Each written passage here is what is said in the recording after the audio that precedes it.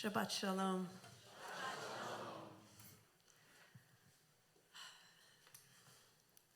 The past 2 weeks have been brutal.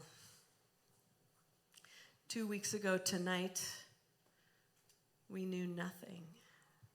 We spent the evening in Sukkot Yizkor together. We celebrated an ofra for a beautiful wedding couple, much like we'll do later tonight. And even as we carried the ongoing weight of the world, we were blissfully unaware of the storm that was coming. I think about Noah on the day before he learned about the flood, walking the earth as he did, unaware that everything was about to change. Sure, humanity was in disarray, but it all seemed pretty much status quo. But then he heard a voice. It told him something nearly inexplicable. Va'ani hineni mevi et hamabul. And as for me, I am going to bring a great flood. What do you mean you will bring a flood to destroy all flesh? How Noah must have done a double take, a triple take. Did he really hear God right? A storm to destroy?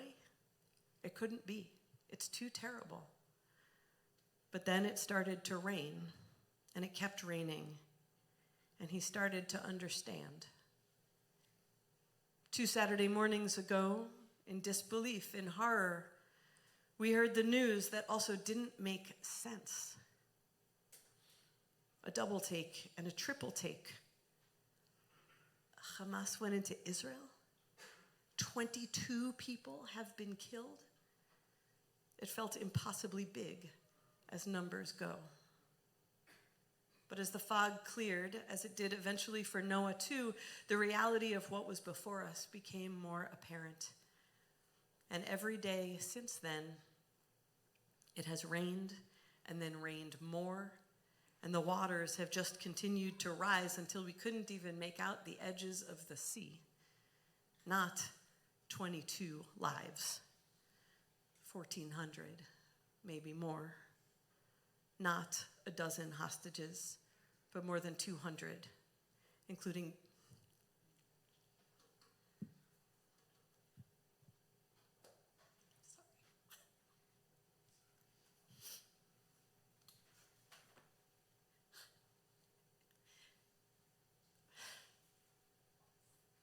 including babies and children and elderly.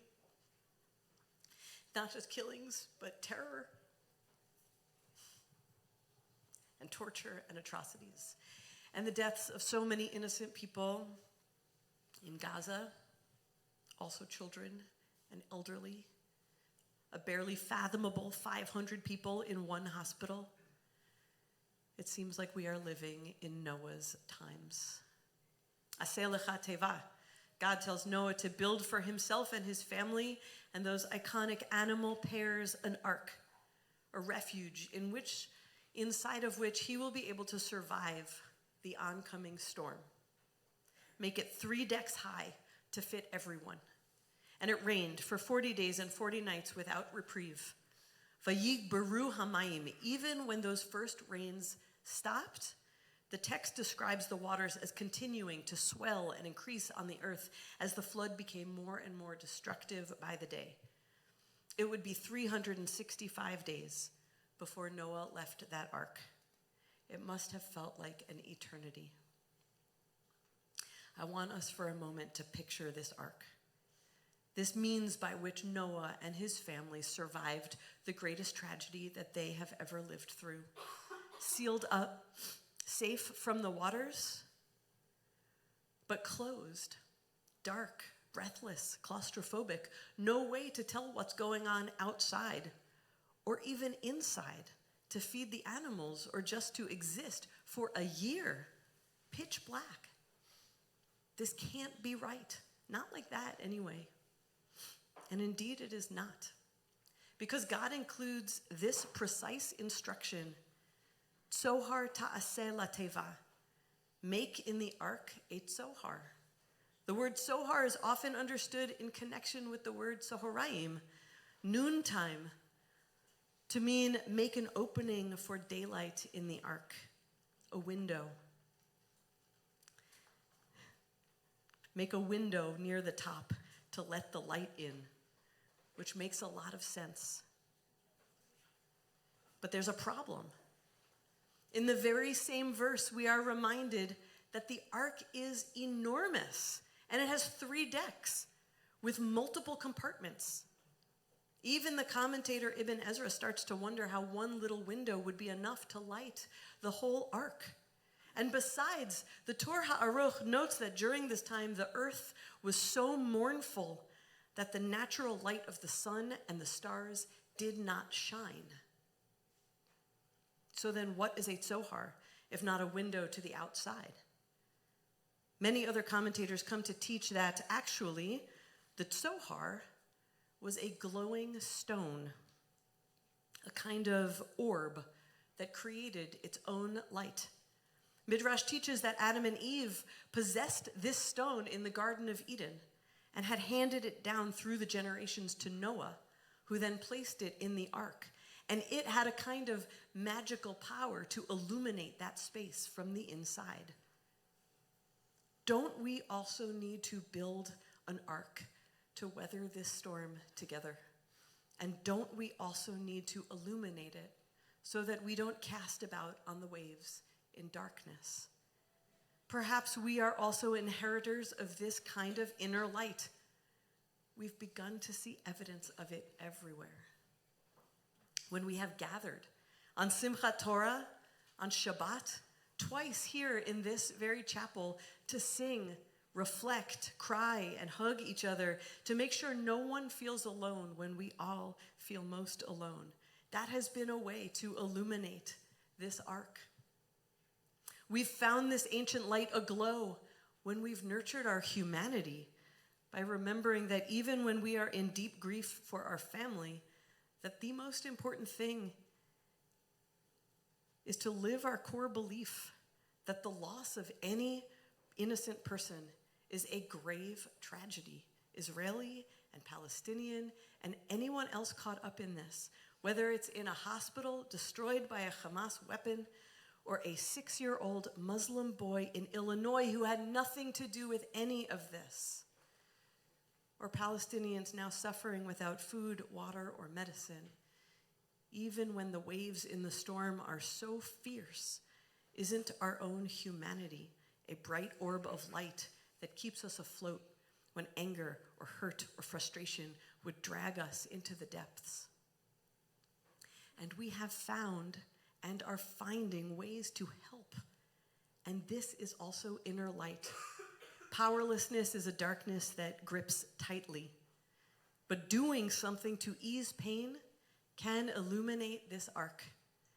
I am so glad to be able to share with you that CBE, with the exceptional leadership of our members, Ariella Gollum and Noga Rotstein, we're figuring out how we can adopt one of the southern kibbutzim, Kfar Aza.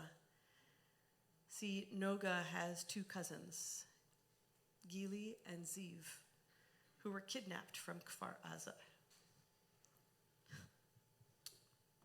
and are being held hostage by Hamas. And she is scared and sad, and we are along with her. But also she is strong, and she told me how much she wants to put light into the world.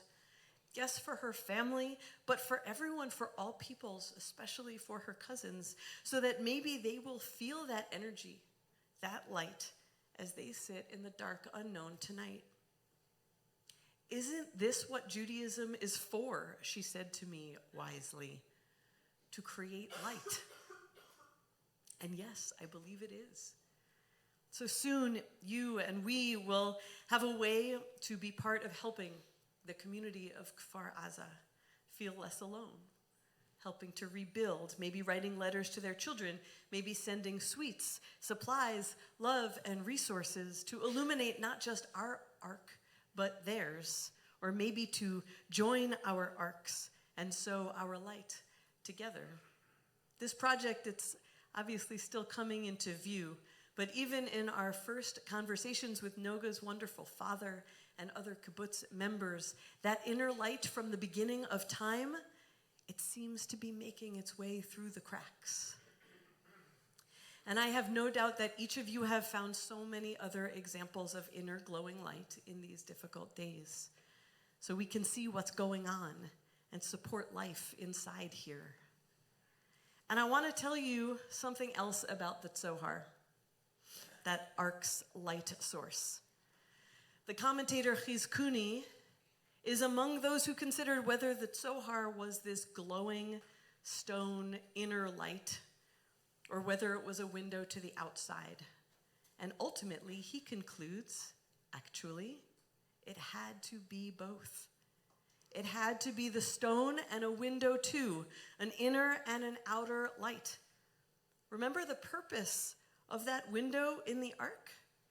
Noah used it to send the dove out to see if the waters had dried up yet and if there was any solid ground for that dove to land on. And at first, Noah sent out the dove and it came back, having found nothing. But the second time it came back with an olive branch in its beak. And the third time it didn't return at all because it had found a new and growing world to live in. Chizkuni's teaching is so wise. We need to be able to see the light of possibility from outside the world too. Now, we're not at that part of the story yet. We're not at the drying up part. We're still at the waters rising part, which is really hard to face. But that part of the story, where we need the window Tzohar, it will come. And it's not silly or naive to gaze out of it and imagine what a next chapter could look like. And we wouldn't be the only ones doing that. To imagine that dove, that bird of peace with its symbolic olive branch coming someday to signal that a new story is still possible, even necessary, where two peoples can live side by side on beloved land with dignity and safety and hope and prosperity. I know that I don't know what that looks like. But I also know that if we don't insist that our Tzohar also be a window, that we will never see it. We'll never be ready for it or open to it when it's time for the next part of our story to be written. I don't know about you, but I have been crying all day and all week for our children being held hostage, our grandparents, our injured, the babies, the abused, fending off images around corners I try not to let my mind turn. And this is how I know that the Tzohar, the light source, is both internal and external, is not just some cool extra feature on the ark or some rose-colored glass to look through. The Tzohar is essential. It is essential. It's essential for Noah to live, like it is essential for us to live, to survive this. May we generate light in this darkness through our actions, by joining with others. Light in this darkness by being together. Light by bringing healing. Light by helping our hostages come home. Light by embracing our humanity always. A glowing and radiant light that softens the sharpest dark places. And may we gaze out that small window until we merit seeing the day when light floods in and a dove signals to us that a new dream is possible. Shabbat Shalom.